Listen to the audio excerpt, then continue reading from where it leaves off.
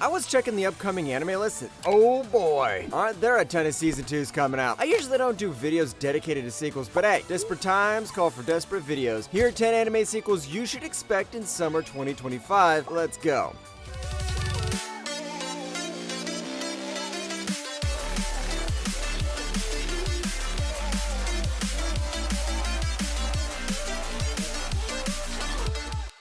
Number 10, Toilet Bound Hanoko-kun, Season 2, Part 2.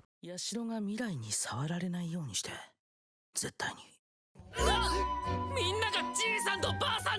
Remember that ghost from the toilet? Toilet-bound Hanoko-kun follows Nene Yashiro, a high school girl who accidentally gets tangled with Hanoko, a boyish ghost haunting her school's bathroom and one of the 7 wonders. Season 1 saw Nene becoming Hanoko's assistant, dealing with supernatural chaos and her crush on a classmate. Season 2 Part 1 kicked off with the 3 Clock Keepers arc, revealing Nene's classmate Akane as a wonder and diving into time-related mysteries. いいね君みたいな人間俺大好きよろしくね Season 2 Part 2, airing July 6th, 2025, continues the supernatural vibe at Kamome Academy. The guys at Studio Lerche keep the infamous sharp art style, which pretty much threw me off at first, but after some time, I loved it. This season, you can expect more of Hanoko's past and the love triangle with Nene and Ko, so grab your supernatural ghost-defending glasses because this is gonna be a blast. Number 9, Rent-A-Girlfriend Season 4. スパリゾートハワイアンズ2泊3日の旅木下家では2年に一度の恒例行事での旅行 Wait, should I even explain this anime at this point? What the heck. Rent-A-Girlfriend follows Kazuya Kinoshita, a college student dumped by his girlfriend Mami. He rents a girlfriend, literally, called Chizuru Mizuhara through an app to cope. Turns out, she's his neighbor and a classmate. The first 3 seasons cover their fake relationship getting complicated with family, friends, and other rental girlfriends like Ruka and Sumi. あ、カズくん、お帰りなさいませ。ご主人様、私を見て。 Season 4, dropping July 2025, tackles the controversial Hawaii trip arc. It's 2 split cores, so expect around 24 episodes. Kazumi Koga, who directed the first 2 seasons back, replacing Shinya Une. TMS Entertainment's still handling it, and the main cast returns. The new visual shows the girls at a train station, hinting at a group vacation vibe. You guys are here for the fun, and I'm here for the chaos that comes after it. Number 8, The Rising of the Shield Hero Season 4. 盾の勇者様よくぞこのシルトベルトにご帰還遊ばされましたさながら大名行列だ Remember that shield guy who maxed out his defenses? Man, it feels like the first season came out ages ago. The Rising of the Shield Hero follows Naofumi Iwatani, a college student yanked into a fantasy world as the Shield Hero, the weakest of 4 summoned heroes. He gets betrayed at first, but his bad luck doesn't stay long because he gets a raccoon girl. Over 3 seasons, he battles monster waves, uncovers world secrets, and deals with political messes. 力があれば盾の勇者など必要ない何もかもぶち壊すつもりか Season 4, dropping July 2025, looks like it's gonna have a much darker vibe. Now, I haven't read the light novel, so I'm diving like a blind child into this one. But here are the good news. Kimima Citrus is back animating, and the new visual shows Naofumi on a throne with old and new faces. Mad Kid's resolution and Chai Fujikawa's ending track sound solid. Let's hope we can see some more fast-paced action this time. Number 7, Kaiju Number 8, Season 2. 派手にやってくれたわあのボケ死んでも戻ってきますよ Kafka Hibino, a kaiju cleanup worker, transforms into kaiju number 8 after a parasite infects him. Season 1 follows his struggle to join the defense force while hiding his powers. He bonds with teammates like Rino and Kikoru, but his secret gets exposed, leading to a tense fight with a secret boss. Let's just say this sounds a lot like Attack on Titan, but actually crafts its own story and characters as it moves on. 礼儀も身なりも勤勉さも品位も僕は君に求めない要求は一つだ Season 2, dropping July 2025, picks up with Kaiju number 9's invasion plans. You know what to expect: intense battles, new weapons, and Kafka proving he's more human than a monster, and then goes to trample 80% of humans. Okay, that last part was a joke. Or was it? The manga's next arc promises team-up power-ups and deeper Kaiju lore, so if you miss Godzilla or big bad monsters, then you've got a good anime on your hands. Number 6, Sakamoto Days, Part 2. 父親として引けない時がある。大事なものは自分の手で守りたい。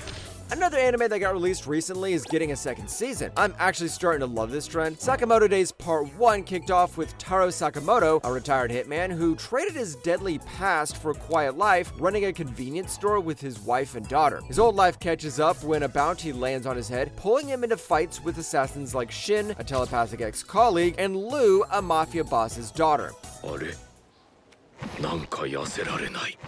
Just like a certain other popular anime with assassins and family life, this knows how to balance comedy and action really well. Part 2, hitting Netflix July 14th, 2025, picks up with Sakamoto's crew diving into a three-way battle against the Other Order and X. The manga's Death Row Prisoners arc is likely taking center stage, so expect more chaos and hopefully more laughs too. The animation by TMS Entertainment keeps the manga's vibe. Sharp action, solid voice cast, and a really fat assassin trying to lead a peaceful life. Number 5, Grand Blue Season 2. 誰がブースだこら。嘘をつく兄様には監視が必要。恋人とかいるんでしょうか。 Now, don't tell me you forgot about Grand Blue, because I'm hitting you with a bat. Grand Blue's first season dropped in 2018, following Iori Kitahara, a college freshman who moves to Izu to live above his uncle's dive shop, Grand Blue. He expects a chill college life, but what he gets is a chaotic peekaboo diving club. The first season covers the manga's first 5 volumes, and oh man, this show was amazing.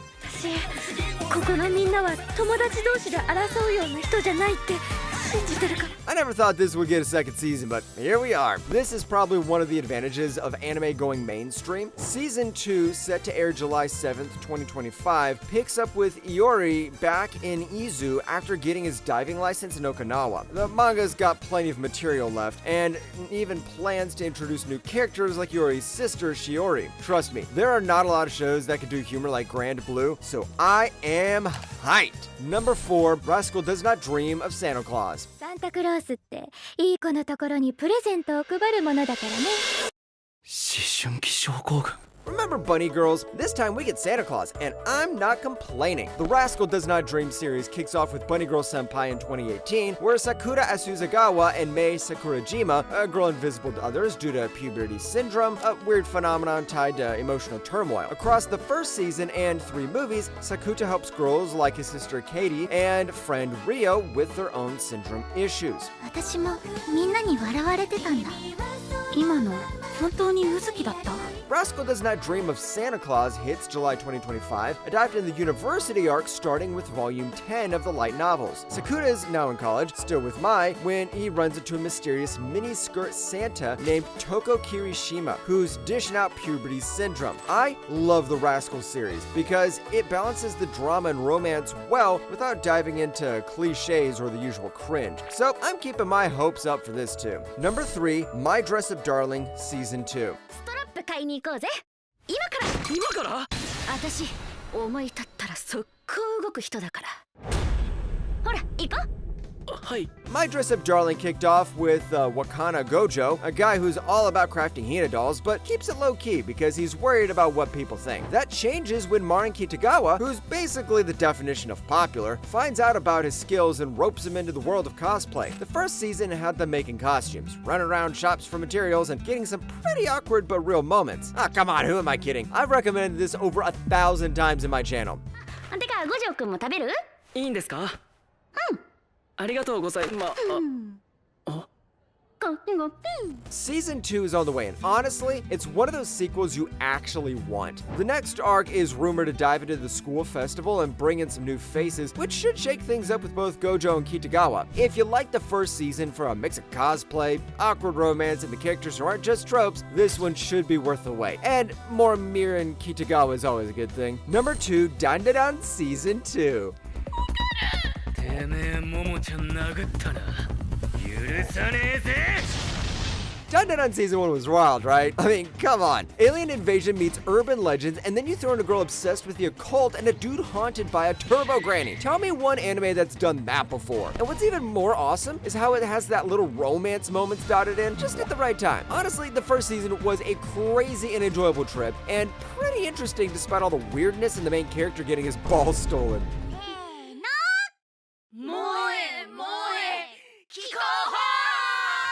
Season 2's coming, and from what I've seen in the trailers, it looks like they're doubling down on everything that made the first season stand out. Just like Shield Hero, I haven't touched a single material related to this show, so I'm hyped for what's about to come. And you know what that means. More bizarre creatures, more intense fights, and hopefully more of that offbeat humor. Number 1, Chainsaw Man the movie, Reze Arc. デンジ君はさ、田舎のネズミと都会のネズミ、どっちがいい？ Woo-hoo, boy, Reze is coming. And if you haven't read the manga, you don't know how much manga fans are hyped to see Reze in the big screen. Previously, we saw Denji become Chainsaw Man by merging with his chainsaw devil dog Puchita. He joined public safety, met a very sus-looking redhead, fought some crazy devils, and got stronger. Season 1 ended with a tease of Reze, a new character setting the stage for what's coming.